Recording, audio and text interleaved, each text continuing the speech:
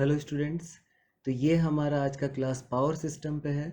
और इससे पहले कुछ क्लासेस में हम लोगों ने देखा था कि कैसे अलग अलग सिस्टम में, हमारे पावर सिस्टम में अलग अलग पार्ट्स होते हैं, मॉड्यूल्स होते हैं, लाइक जनरेटिंग स्टेशंस होते हैं, देन ट्रांसमिशन सिस्टम्स होते हैं, एंड देन डिस्ट्रीब्यूशन सिस्टम्स होते हैं। तो ये अलग अलग हमने पार्ट्स देखे थे।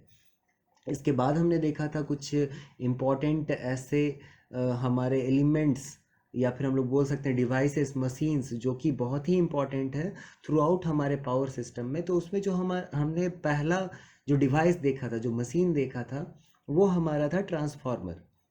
तो ट्रांसफार्मर में हमने देखा था कि वर्किंग ऑफ ट्रांसफार्मर कैसे होता है, उसमें जो वोल्टेज चेंजेस होते हैं वो कैसे होते हैं। इसमें दो साइड होता है किसी भी ट्रांसफार्मर में, एक होता है प्राइमरी साइड, दूसरा होता है सेकेंडरी साइड। और उसी से रिलेटेड हमारा सेकेंडरी करंट होता है, सेकेंडरी वोल्टेज होता है। प्राइमरी से रिलेटेड हमारा प्राइमरी करंट होता है, प्राइमरी वोल्टेज होता है। And then on the primary side the number of turns that can be defined as N1 और NP, मतलब number of turns in the primary side और number of turns on the first side. ऐसे करके हम लोग इसे nomenclature इसका कर सकते हैं। दूसरा जो सेकेंडरी साइड वाइंडिंग्स होते हैं, हमारे सेकेंडरी वाइंडिंग के साइड में जो हमारे नंबर ऑफ टर्न्स होते हैं, that can be nomenclated as NS और या फिर N2। ये दो तरीके से हम लोग इसका नाम दे सकते हैं। फिर इसमें एक बहुत ही इंपॉर्टेंट चीज़ हमने ये भी देखी थी कि जो हमारा ट्रांसफार्मर होता है, बेसिकली ये बहुत ही इफ़िशियंट मशीन होता है। और ये इफ़िशियंसी इसका अराउंड 95% टू 99% तक चला जाता है। तो यही एक कारण था जिसके कारण से हम लोग ट्रांसफार्मर का यूज करते हैं इन आवर पावर सिस्टम, और इतना एक्सटेंसिवली इसका यूज होता है। और इसमें जो इम्पोर्टेंट हमने देखे थे कि कंस्ट्रक्शन में इसके जो इम्पोर्टेंट पार्ट्स होते हैं, that is the magnetic core. जो मैग्नेटिक कोर होता है, ये हमारा, ये वाले पार्ट को हम लोग मैग्नेटिक कोर बोलते हैं, जिसके थ्रू हमारा मैग्नेटिक फ्लक्स मूव करता है, ट्रैवल करता है फ्रॉम प्राइमरी टू सेकेंडरी और secondary to primary, depending upon कि हमने कैसे उसे कनेक्ट किया है। तो जो मैग्नेटिक फ्लक्स होगा वो कैसे ट्रैवल करता है, तो जिस मीडियम से ट्रैवल करेगा, जो हमने पाथ उसे प्रोवाइड किया है, तो उसी को हम लोग मैग्नेटिक कोर बोलते हैं। It can be something which allows the magnetic flux to pass through it easily. ऐसा कोई हम लोग मटेरियल यूज करते हैं जो कि ज़्यादा रेजिस्टेंस ना दे, जिसको हम लोग रिलक्टेंस भी बोलते हैं in case of magnetic flux और फील्ड।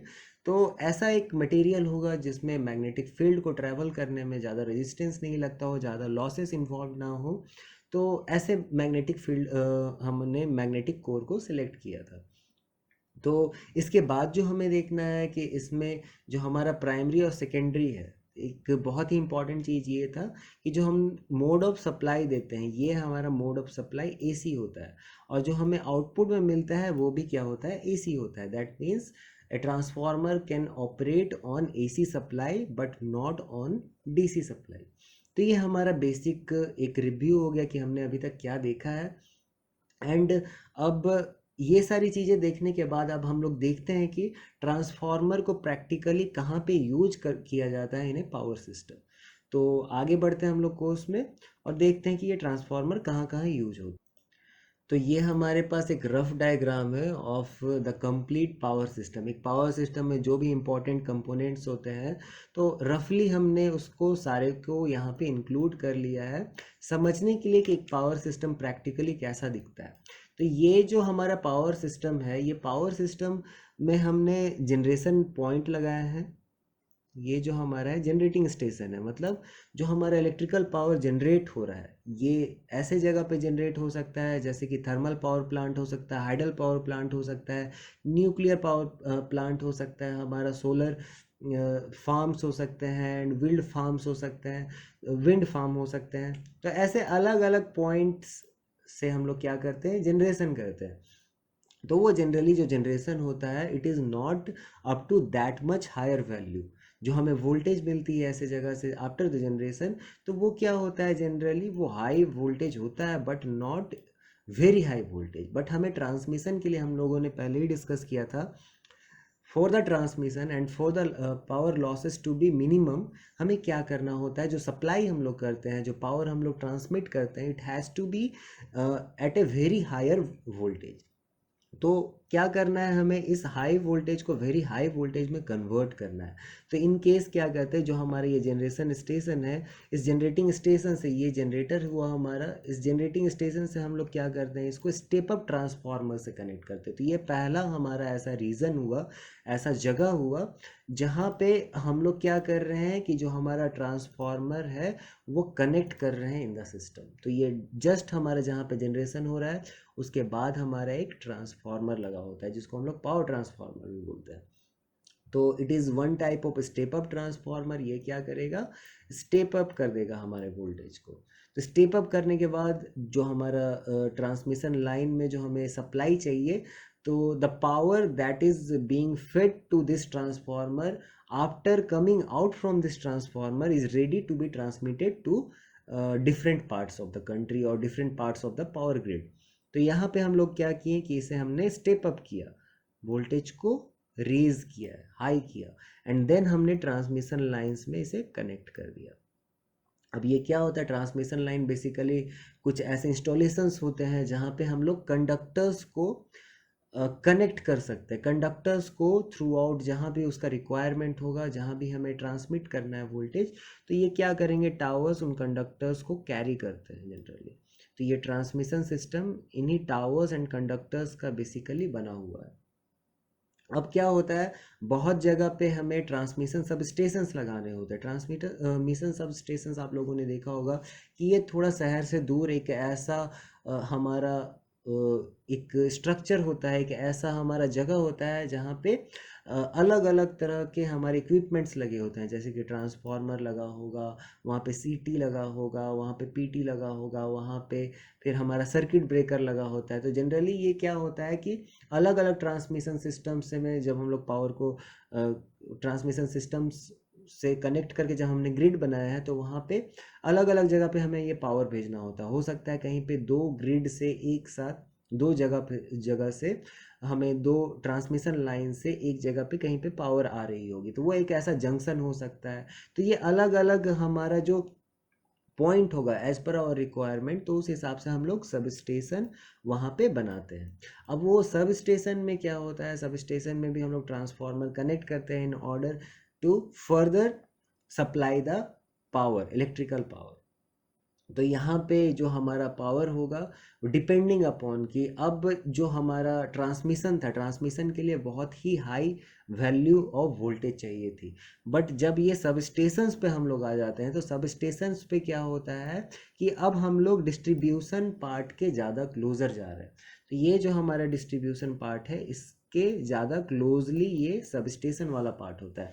तो सब स्टेशन में आते आते हमें क्या करना होता है कि वोल्टेज को डाउन करना होता है। तो ये वोल्टेज को हम लोग बहुत ज़्यादा, अभी तक हमने ये नहीं किया है कि ये 230 वोल्ट्स जो हमारे घर में आता है उतना लेवल तक हमने इसे ये कर दिया, स्टेप डाउन कर दिया है। बट हम लोग क्या करते हैं, still we convert it to a value that is much lower than the transmission value. अब ये क्यों करते हैं, क्योंकि जब हमने सब स्टेशन के बाद जो हमने पावर ट्रांसमिट किया है, तो यहाँ पे जो टावर्स का लेंथ होता है, जो साइज होता है, वो क्या होता है, कम हो जाता है। आप लोग देख सकते हैं ये जो टावर्स होते हैं ये बहुत ही हाइट में ज़्यादा है as compared to after the substation जो हम लोग यहाँ पे पोल्स यूज कर रहे हैं। तो जनरली जब ऐसे पोल्स यूज कर रहे हैं और ऐसे कंडक्टर्स यूज कर रहे हैं, तो कंडक्टर्स का जो हमारा रेडियस है या जो थिकनेस है वो भी कम होता है, एंड जो हमारे पोल्स होते हैं वो भी इन हाइट क्या होते हैं, कम होते हैं। तो हमें क्या करना है कि ज़्यादा अगर वोल्टेज हम लोग यूज करेंगे, तो ज़्यादा वोल्टेज के लिए हमें ज़्यादा क्लियरेंस चाहिए ग्राउंड से। अगर क्लियरेंस ज़्यादा नहीं होगी तो there can be some accidents related to higher voltages. क्या होता है हायर वोल्टेजेस में, जो हमारा पावर होता है वो जंप कर सकता है in form of sparks, sparking हो सकती है। और इसका हायर वोल्टेज का बहुत सारा साइड इफ़ेक्ट्स भी होता है ऑन इट्स इन्वायरमेंट। तो जब हम लोग इस लेवल पे आ जा रहे हैं, जब ये डोमेस्टिक लाइन से कनेक्ट करने जा रहा है, देन हमें क्या करना होता है, वोल्टेज को लोअर करना होता है। अब एक हमने वोल्टेज को एक वैल्यू तक इसे लोअर कर लिया, बट अभी तक इतना लोअर ये डाउन नहीं होता है कि इसको हम लोग डायरेक्टली ट्रांसमिट कर सकते हैं टू आवर होम्स। तो वहाँ तक ले जाने के लिए, वहाँ तक पहुँचाने से पहले हमें क्या करना होता है, डिस्ट्रीब्यूशन सब स्टेशन तक इसे कनेक्ट करना होता है। अब ये डिस्ट्रीब्यूशन सब स्टेशन जो होते हैं इस वोल्टेज को फर्दर लोअर करते हैं। तो इस वोल्टेज को क्या करेंगे, ये और कम कर देंगे। अब ये जो डिस्ट्रीब्यूशन जो हमारा ट्रांसफार्मर है, ये वोल्टेज को लोअर कर दिया। अब क्या होता है, ये पोल्स जो हमारे घर तक आते हैं वो सारे पोल्स तक ट्रांसमिट करने के लिए ये तैयार है। फिर पोल्स में हमारा लोकल जो छोटा सा ये डिस्ट्रीब्यूशन ट्रांसफार्मर होता है, it is generally made for 4 और 5 हाउस होल्ड्स। ये जनरली ऐसे हमारे ट्रांसफार्मर होते हैं जो कि डिज़ाइन किए हुए होते हैं, जो कि 4 to 5 हाउस होल्ड्स को ये पावर ट्रांसमिट कर सके। तो ये डिस्ट्रीब्यूशन ट्रांसफार्मर अब हमारा जो वोल्टेज होता है इसको इतना ये लोअर कर देता है कि ये ट्रांसमिशन के लिए तैयार है। And then from here we transmit this power to our homes और टू द इंडस्ट्रीज। तो ये बेसिक एक स्ट्रक्चर था, एक बेसिक हमारा पावर सिस्टम का ओवरऑल एक हम बोल सकते हैं कि एक मॉडल था, जहाँ पे हम लोगों ने देखा कि ये ट्रांसफार्मर को हम लोग कहाँ कहाँ पे यूज करते हैं। तो अब ये आप लोगों को देख के समझ में आ रहा होगा कि ट्रांसफार्मर का यूज कितनी जगह पे हमने पावर सिस्टम में किया। ये प्राइमरी यहाँ पे किया, सेकेंडरी यहाँ पे किया, फिर यहाँ पे किया, फिर यहाँ पे किया। इवन जो हमारे हाउस होल्ड जो इक्विपमेंट्स होते हैं, इलेक्ट्रिकल इक्विपमेंट्स, उसमें भी हम लोग इसका यूज करते हैं। तो ये हम लोग घर में भी करेंगे, ये हम लोग इंडस्ट्रीज़ में भी यूज करेंगे, कॉमर्शियल जो हमारे बड़े बड़े कॉम्प्लेक्सेस होते हैं वहाँ पे भी हम लोग यूज करते हैं। तो ये ट्रांसफार्मर जो है बहुत ही इंपॉर्टेंट पार्ट है और इतनी जगह पे ये यूज हो रहा है। तो इसीलिए हम लोगों ने ट्रांसफार्मर को इतने डिटेल में देखा, उसके कंस्ट्रक्शन को देखा, उसके वर्किंग को समझा एंड उसके लोकेशन को समझा कि कैसे उसे प्लेस करते हैं through out the power system, ये समझा। तो यहाँ पे समझने वाली एक बहुत ही ज़रूरी बात यह है कि जो जनरली जो हमारा पावर ट्रांसफार्मर होता है, जो कि जनरेटिंग स्टेशन से हमारे ट्रांसमिशन लाइन के बीच लगा होता है, ये बहुत इंपॉर्टेंट है कि ये स्टेप अप ट्रांसफार्मर होता है जनरली। तो ये इसका काम क्या है कि ये लोअर वोल्टेज को हायर वोल्टेज में कन्वर्ट करेगा। एंड देन मूविंग ऑनवर्ड्स, जब ये हम लोग ट्रांसमिशन सब स्टेशन तक जाते हैं, तब जो हमारे ट्रांसफार्मर यूज होने लगते हैं, इसके बाद से जितने भी ट्रांसफार्मर हैं ये जनरली होते हैं स्टेप डाउन ट्रांसफार्मर्स।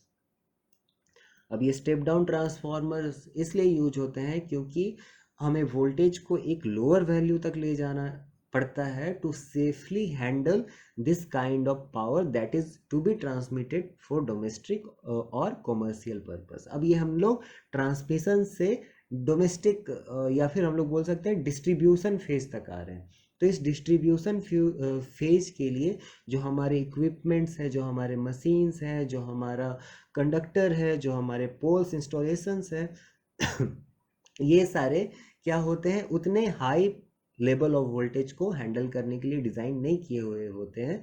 इसीलिए यहाँ पे बेसिकली हम लोग ट्रांसफार्मर लगा के, स्टेप डाउन ट्रांसफार्मर लगा के उस वोल्टेज लेवल को हम लोग क्या करते हैं, कम करते हैं। तो ये बेसिक हमारा आज का लेक्चर था to exactly understand the importance and the location of the transformer that is being used throughout the power system।